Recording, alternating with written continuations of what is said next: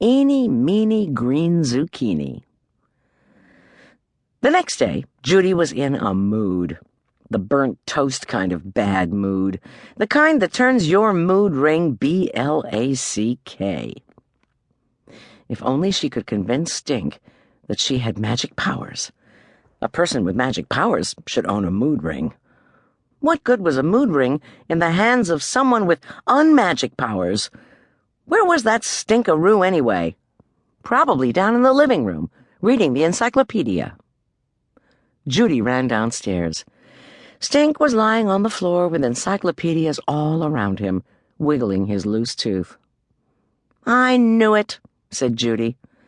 "I just predicted you'd be reading the encyclopedia.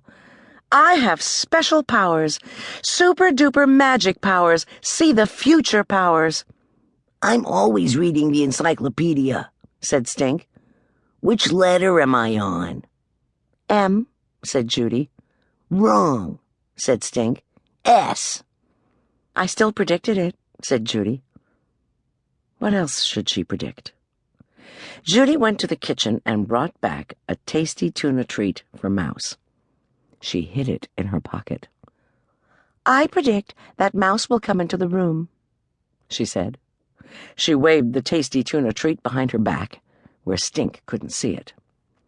Mouse came slinking into the room. "Mouse," said Judy. "What a surprise! Except I predicted it. Ha!" "Mouse always comes into the room we're in," said Stink.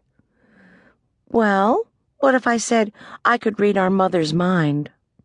"I'd rather read the encyclopedia," said Stink.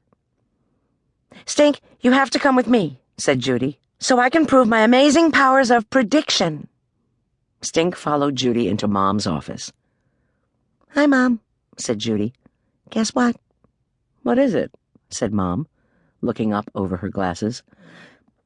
"I know what you're thinking," said Judy. She squeezed her eyes shut, wrinkled her nose, and pressed her fingertips to her temples.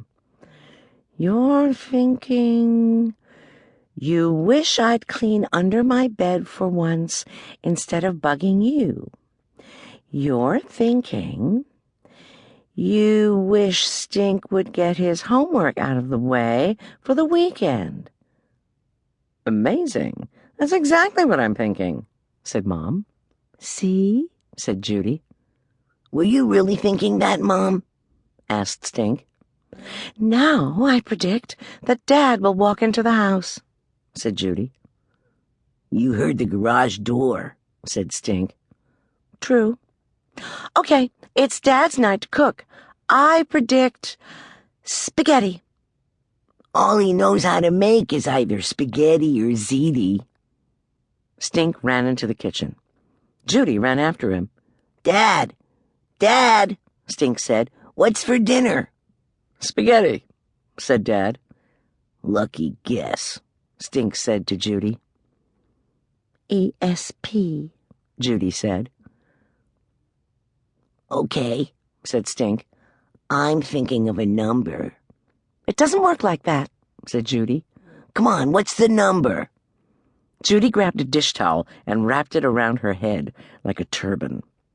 She closed her eyes. She pressed her fingertips to her temples. She made funny noises. "Alibaba, abracadabra, eeny, meeny, green zucchini." "Does the dish towel help with ESP?" asked Stink. "Quiet, I'm concentrating." "Hurry up, what am I thinking?" "You're thinking I don't really have extra special powers." "Right," said Stink. "You're thinking ESP shouldn't take this long," Judy said. "Right. What about my number?" Stink's favorite number was always his age. 7, said Judy. "Right again," said Stink. "Now I'm thinking of a color." "Pond scum green," said Judy. "Wrong. Eggplant," said Stink. "Eggplant? Eggplant is not a color. Eggplant is not even an egg. Eggplant is a vegetable, a squeegee-weegee vegetable."